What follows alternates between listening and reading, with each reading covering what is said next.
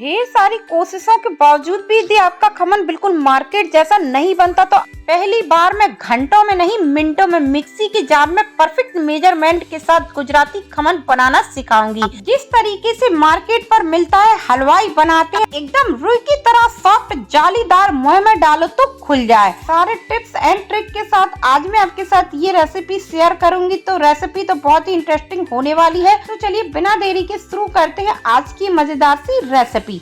Hi everyone, welcome back to my channel. मैं हूँ छाया, स्वागत है आपका हमारे माँ बेटी किचन पर। सबसे पहले बात तो यदि आप बेसन को छान के रखते भी हैं तो यदि आप खमन बना रहे हैं तो आपको बेसन को छानना एक बार फिर से बहुत जरूरी है। मेजरमेंट को ध्यान में रखते हुए कप कटोरी जो भी सेट करते हैं थोड़ा सा दबा के लेना है।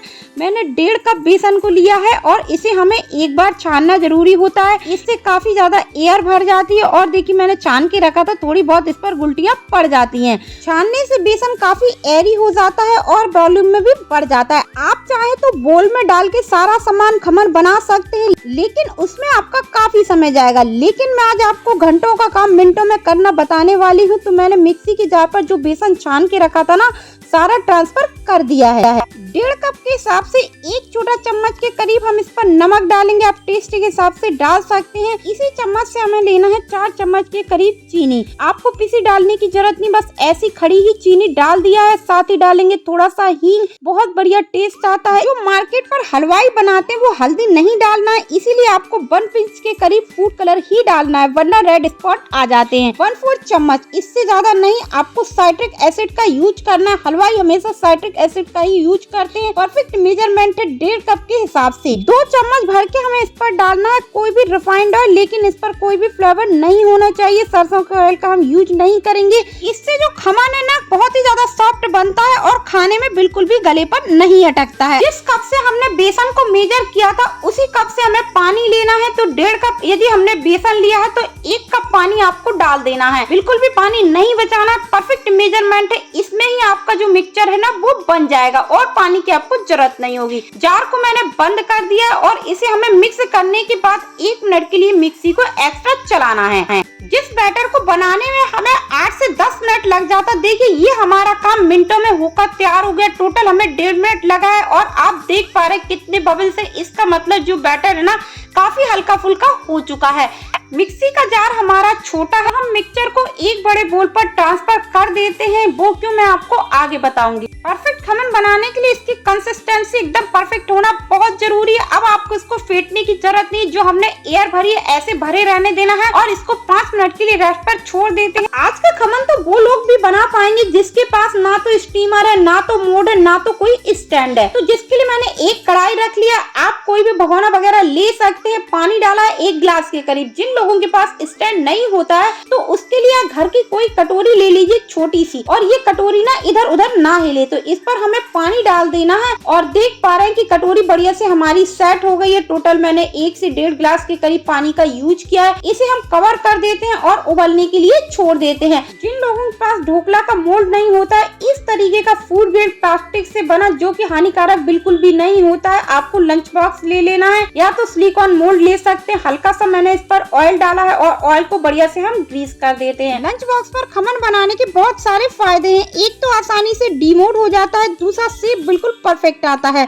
मिक्सी के जार पर जब हम खमन का बैटर बनाते हैं वो थोड़ा सा गर्म हो जाता है। 5 से 6 मिनट रेस्ट दे देते हैं तो वो थोड़ा सा कूल डाउन हो जाता है, इसीलिए रेस्ट देना बहुत जरूरी है। बिल्कुल हलवाई जैसा खमन बने तो 1/4 चम्मच जो कि मेजरिंग कप के हिसाब से आती है, इतना हमें खाने वाला सोडा डालना है। इससे ज्यादा डालने की जरूरत नहीं है। जार पर मैंने 2 से 3 चम्मच के करीब पानी डाला था। सोडा के ऊपर आपको डाल देना है और अब हम इसको फटाफट से मिक्स कर देते हैं। सोडा हमें मिक्सचर में तब डालना है जब हमारा स्टीमर रेडी, उधर मोल्ड को रेडी कर लेना है। आप चाहें तो सोडा को ना मिक्सी के जार पे भी डाल के मिक्स कर सकते हैं, लेकिन मेरा मिक्सी का जार छोटा था तो इसीलिए मैंने बोल पर ट्रांसफर कर लिया है। आपको ट्रांसफर करने की कोई जरूरत नहीं यदि आपने बड़े मिक्सी का जार लिया है। सोडा को मैंने अच्छे से मिक्स कर दिया है। ये काफी ज्यादा फूल चुका है। ग्रीस किए हुए बर्तन पर हम अपने सारे मिक्सचर को ट्रांसफर कर देते हैं। एक बात का आपको और ध्यान रखना है कि ऊपर तक आपको बिल्कुल भी नहीं भरना है, क्योंकि ये फूलता है। थोड़ा सा मैंने इसको टैप कर दिया है। आप देख पा रहे हैं कि पानी हमारा अच्छे से उबल गया है और जो हमने कटोरी रखी थी ना, उस पर हम अपने खमन ढोकला को सेट कर देते हैं। 99% लोगों के साथ ये दिक्कत आती है कि खमन के बीच में पानी गिर जाता है और वो गल जाता है। इसीलिए आपको प्लेट को उल्टा करके ही कवर करना है। इससे किनारे पर पानी गिरता है, बीच में बिल्कुल भी नहीं जाता है। मेरे की हाइट ज्यादा थी तो 20 मिनट के लिए मैंने इसको अच्छे से स्टीम कर लिया। चेक करने के लिए आप कोई नाइफ वगैरह डालिएगा और इस तरीके से हम देखेंगे तो एकदम क्लीन आ रही है। इसका मतलब ढोकला हमारा परफेक्ट कुक हो गया। गैस को मैंने बंद कर दिया। सावधानी पूर्वक इसको निकाल लेते हैं। काफी गर्म है तो ढोकला को गर्म में कभी भी आपको डिमोट नहीं करना है। जब तक हम इसके लिए एक तड़का बना लेते हैं, जिसके लिए मैंने एक पैन रखा है। इस पर 1 से 2 छोटा चम्मच के करीब ऑयल डाल के हम गर्म होने के लिए छोड़ देते हैं। ऑयल हमारा गर्म हो चुका है। गैस का फ्लेम स्लो कर लिया है। 1 चम्मच भर के हम डालेंगे राई, जो की छोटी वाली यूज करना है। साथ ही 1/4 चम्मच के करीब हींग जरूर डालिएगा तड़के पर। 3 से 4 हरी मिर्ची को 20 से 2 टुकड़े करके लंबाई में कट कर लिया। 2 सूखी लाल मिर्च, 10 से 15 करी पत्ता। सारी चीजों को स्लो फ्लेम पर बढ़िया से तड़का लेते हैं, जब तक राई अच्छे से तड़कने नहीं लगती, वरना राई कड़वी लगती है। स्लो फ्लेम पर ही आपको तड़काना है। तो देखिए सारी चीजें हमारी बढ़िया से तड़क चुकी है। 1.5 कप बेसन के हिसाब से 2 कप भर के हम इस पर पानी डाल देते हैं। यदि आप थोड़ा सूखा पसंद करते हैं तो आप कम भी डाल सकते हैं। बचाई हुई सूखी लाल मिर्च डाल देते हैं। 2 चम्मच भर के हम इस पर चीनी डालेंगे, क्योंकि जो इसका पानी होता है ना, थोड़ा सा खट्टा मीठा तीखा चटपटा होता है। साथ ही डालेंगे आधा चम्मच या तो स्वाद के अनुसार नमक। आधा नींबू का रस डालेंगे। इसकी जगह आप चाहें तो साइट्रिक एसिड को डाल सकते हैं, थोड़ा सा 1/4 चम्मच से कम। सारी चीजों को अच्छे से मिक्स कर देते हैं। हमें इसकी कोई चाशनी वगैरह नहीं बनाना होता, बस एक बार सारी चीजें अच्छे से उबल जाए और इस पर बढ़िया से उबाल आ जाए। देखिए परफेक्ट ये हमारा ढोकले का जो तड़का है वो बनकर तैयार हो गया है। अच्छे से ये उबल गया। गैस को हम बंद कर देते हैं और ढोकला का जो पानी है ना, हमें इसको थोड़ा सा ठंडा कर लेना है। बिल्कुल गरम गरम पानी आपको ढोकला पर नहीं डालना है।